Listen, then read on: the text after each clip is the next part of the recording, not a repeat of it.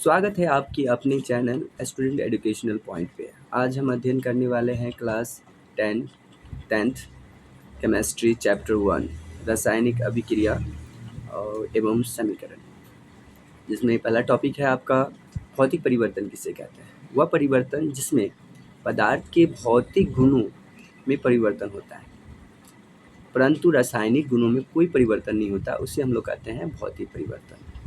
ठीक है, जैसे बल्ब का जलना है ना, जल में नमक का है ना घुलना, ये सभी क्या है, भौतिक परिवर्तन है। फिर हम लोग नेक्स्ट टॉपिक पढ़ेंगे रासायनिक परिवर्तन किसे कहते हैं या केमिकल चेंज किसे कहते हैं। What is chemical change? वह परिवर्तन जिसमें पदार्थ के रासायनिक गुण में परिवर्तन होता है परंतु भौतिक गुण में कोई परिवर्तन नहीं होता, उसे रासायनिक परिवर्तन कहते हैं। जैसे दूध से दही बनना। देखिए, ये कहने का तात्पर्य है दूध एक बार दही बन जाता है तो क्या दही से दूध बनेगा? नहीं। तो हम बोल सकते हैं दूध से दही बनना एक रासायनिक परिवर्तन है। लोहे पर जंग लगना या लोहे में जंग लगना, ये क्या है, आपका रासायनिक परिवर्तन है। फिर नेक्स्ट टॉपिक पढ़ेंगे रासायनिक अभिक्रिया किसे कहते हैं। तो बोल सकते हैं जब कोई पदार्थ अकेले या किसी अन्य पदार्थ से क्रिया करके भिन्न भिन्न गुण वाले नए पदार्थों का निर्माण करता है तब वह क्रिया रासायनिक अभिक्रिया कहलाती है। जैसे यहाँ पे देख सकते हैं आप, हाइड्रोजन क्लोरीन से अभिक्रिया करके है ना हाइड्रोराइड बना लेता है। ठीक है, उसी प्रकार Mg जो है ना, Mg क्या करता है 2HCl के साथ अभिक्रिया करके MgCl2 प्लस H2 बना लेता है। ठीक है, ये सब आपका रासायनिक अभिक्रिया के कुछ उदाहरण दिए गए हैं। ठीक है, रासायनिक अभिक्रिया के अंतर्गत हम बोल सकते हैं भोजन का पाचन, श्वसन, लोहे पर जंग लगना, मैग्नीशियम है ना, फीते का जलना है ना, दूध से दही बनना, भोजन को पकाने की प्रक्रिया, ये सभी इसके अंतर्गत है ना रासायनिक अभिक्रिया के अंतर्गत आते हैं।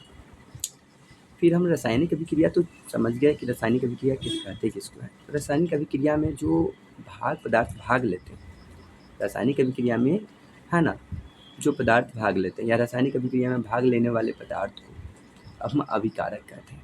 तो आपको कोई क्वेश्चन पूछा जाए कि व्हाट इज रिएक्टेंट या अभिकारक किसे कहते हैं, तो आप बता सकते हैं कि रासायनिक अभिक्रिया में जो भाग लेता है, जैसे मैंने अभी कुछ समय पहले बताया था आपको। फिर उसके बाद हम नेक्स्ट टॉपिक पढ़ने वाले हैं प्रतिफल किसे कहते हैं या उत्पाद किसे कहते हैं। रासायनिक अभिक्रिया के फलस्वरूप बनने वाले नए पदार्थ को प्रतिफल कहते हैं। क्या कहते हैं? प्रतिफल कहते हैं। जैसे पिछली बार में हम लोग क्या किए थे, हाइड्रोजन और क्लोराइड है ना, क्लोरीन से अभिक्रिया करके हाइड्रोक्लोराइड जो बना था, तो हाइड्रोजन और क्लोरीन जो था आपको रिएक्टेंट था, जबकि हाइड्रोक्लोराइड जो बना था वो आपको प्रतिफल था।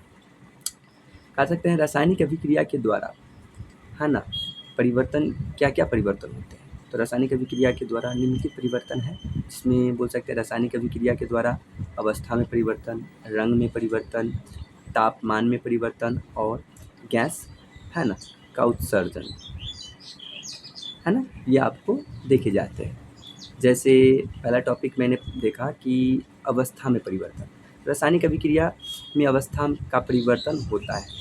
जैसे मैग्नीशियम फीते है ना को ऑक्सीजन की उपस्थिति में जलाने पर मैग्नीशियम चूर्ण का निर्माण होता है। जैसे यहाँ पे दिखा दिया गया है ना 2Mg प्लस O2। तो देखिए, इससे पहले हम लोग बोल रहे थे कि रिएक्टेंट के बारे में, तो ये Mg देख रहे हैं, मैग्नीशियम और ये ऑक्सीजन, ये दोनों ही अभिक्रिया में भाग लेते, इसलिए रिएक्टेंट या अभिकारक है। तो यहाँ पे हम लोग भौतिक अवस्था में परिवर्तन के लिए बोल रहे हैं, तो मैग्नीशियम ऑक्सीजन से अभिक्रिया करता है और यहाँ पे है ना 2MgO बना लेता है। ठीक है, तो इसके अवस्था में क्या हो रहा है, परिवर्तन हो रहा है, जो कि ये चूर्ण की अवस्था में। फिर रंग में परिवर्तन, अतः रासायनिक अभिक्रिया में रंग का परिवर्तन होता है।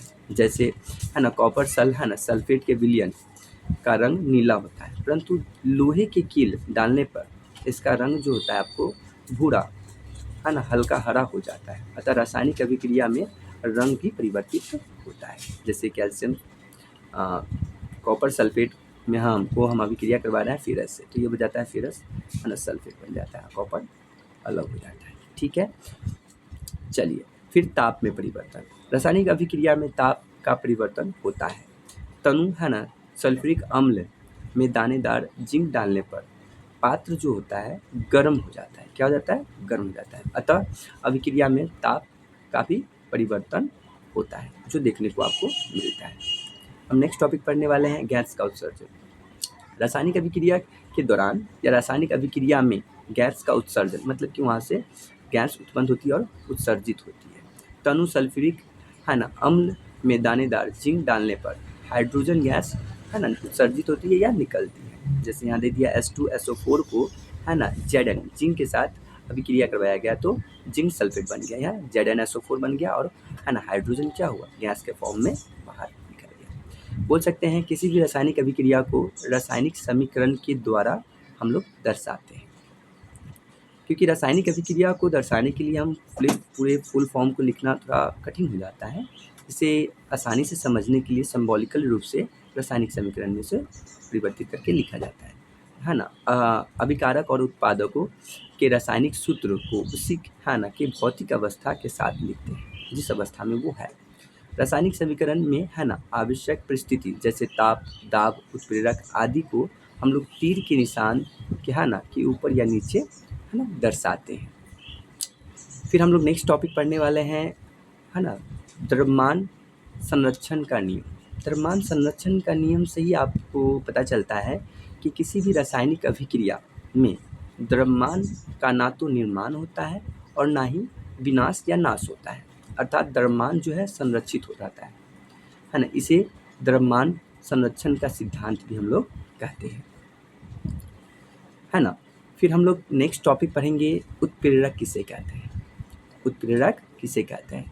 वह पदार्थ जो रासायनिक अभिक्रिया में भाग नहीं लेता है परंतु अभिक्रिया के दर को या तो बढ़ा देगा या तो घटा देगा, मतलब कि अभिक्रिया ना बोल सकते हैं अभिक्रिया के वेग है ना की दर में है ना परिवर्तन ला देता है, उसे उत्प्रेरक कहते हैं, है ना। बोल सकते हैं या तीर के निशान के ऊपर इसे हम लोग क्या करते हैं पुट करते हैं या लिखते हैं। ठीक है, तो आज के क्लास इतना ही।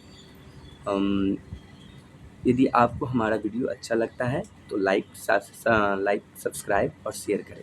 साथ साथ नेक्स्ट वीडियो के लिए जो अगली क्लास में हम पढ़ाएंगे समायोजन और संश्लेषण अभिक्रिया किसे कहते हैं या रासायनिक अभिक्रिया के कितने प्रकार हैं। धन्यवाद।